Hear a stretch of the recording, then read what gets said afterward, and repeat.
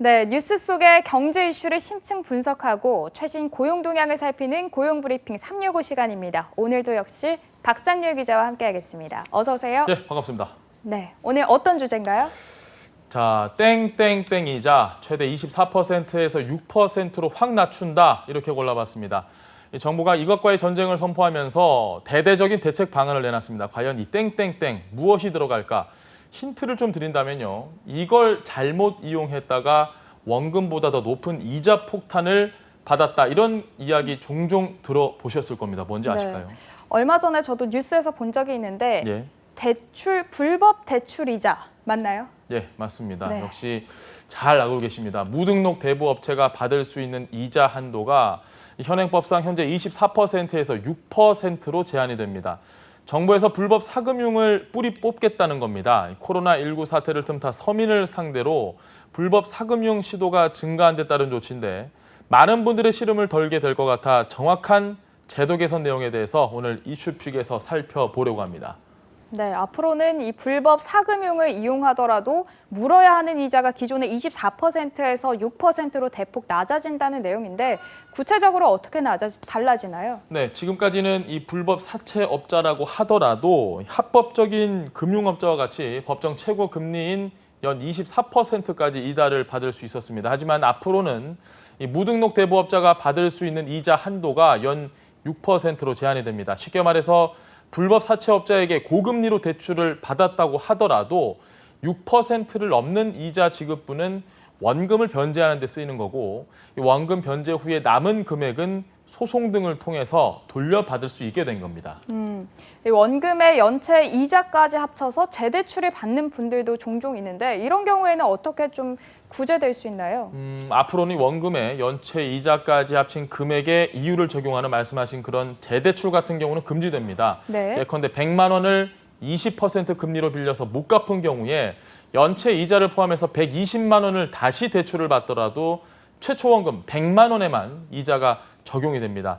또 계약서 없이 구두나 모바일 메신저로 맺은 대출 약정은 효력을 인정받지 못하게 됩니다. 네, 그런데 정부가 이렇게 대대적으로 나서게 된 건 그만큼 불법 대출로 인한 범죄에 노출이 돼서 고통받는 분들이 많았다 이렇게 해석할 수 있을까요? 네, 그렇습니다. 아무래도 돈이 급하게 필요한 이 취약계층 분들, 이런 분들 대상으로 한 불법 사금융 피해가 증가하고 있는데 지난 4월과 5월 불법 사금융 피해 신고와 제보는 전년 대비 60%가량 증가했다는 조사 결과도 나왔습니다.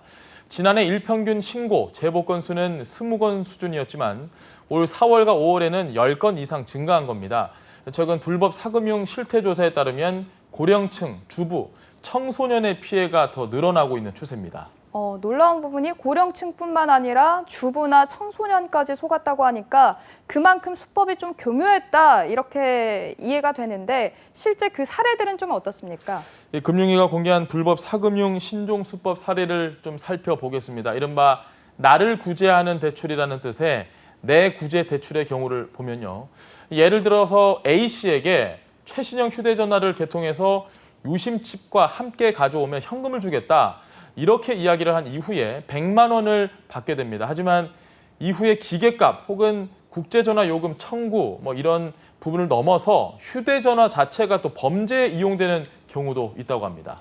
예전에는 이 상품권 깡이라고 해서 소액 결제를 유도하는 사기도 많았었던 것 같은데 요즘에는 좀 더 진화를 했다고요? 예, 굉장히 복잡해서 좀 예를 들어서 다시 한번 설명을 드리겠습니다. A씨가 휴대폰 소액 결제로 20만 원짜리 모바일 상품권을 구입해서 온라인상으로 상품권 코드를 보내주면 즉시 현금 17만 원을 입금해 준다. 이런 내용을 봤다고 가정을 해서 A씨가 업체에 모바일 상품권 코드를 보내줬습니다. 그런데 정작 상품권 구입액보다 훨씬 적은 금액을 현금으로 되돌려 받게 되는 그런 방법으로 진화를 한 겁니다.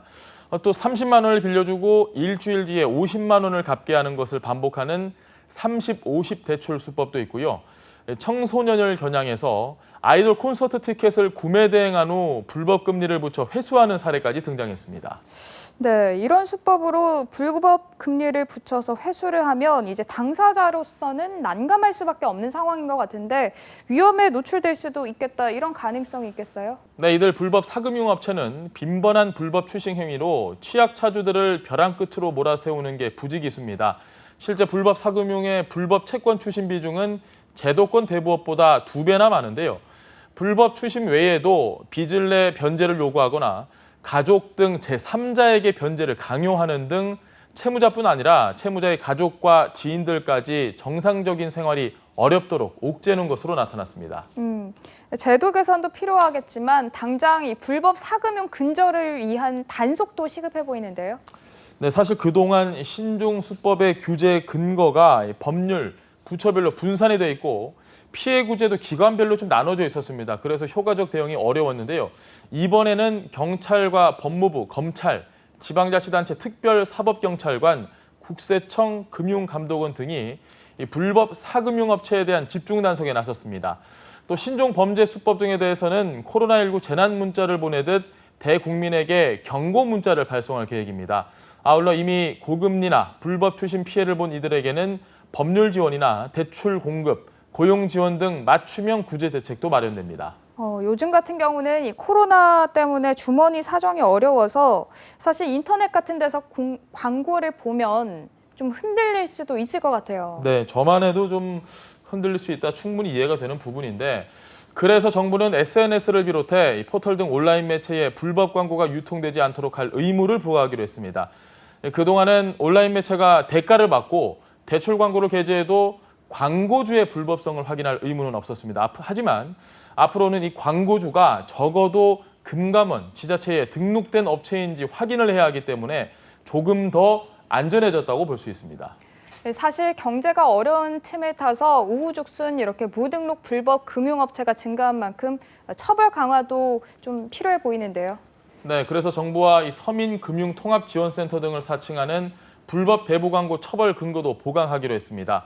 현재는 서민금융 관련 상품명을 도용하면 대부업법상 처벌이 가능하지만 서민금융진흥원과 같은 기관명을 사칭할 경우에는 처벌 근거가 불명확했습니다. 앞으로는 불법 사금융에 대한 벌금형도 강화합니다. 네, 알겠습니다.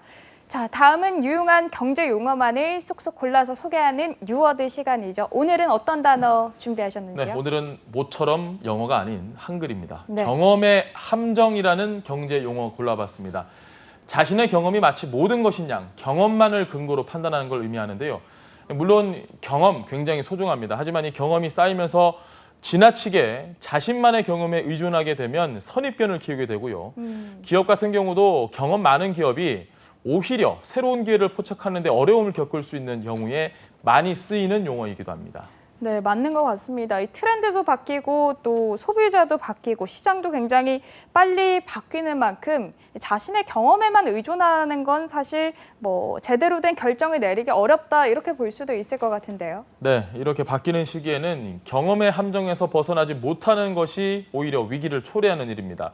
시장과 소비자는 앞서가는데 기업만 과거의 경험에 빠져서 새로운 방식에 대응하지 못할 수 있기 때문인데요. 항상 경계를 해야 할 것 같습니다. 네, 누구나 경험을 가지고 있죠. 그중 안 좋았던 경험은 극복하고 나아가 그것을 기회로 삼는 경우도 종종 있습니다. 항상 경험을 믿기보다는 합리적 의심을 해보는 것도 불법 사금융 피해를 예방하는 또 하나의 방법이 아닐까 싶습니다. 오늘도 박상률 기자와 함께했습니다. 고맙습니다. 네, 고맙습니다. 네, 지금까지 고용브리핑 365였습니다.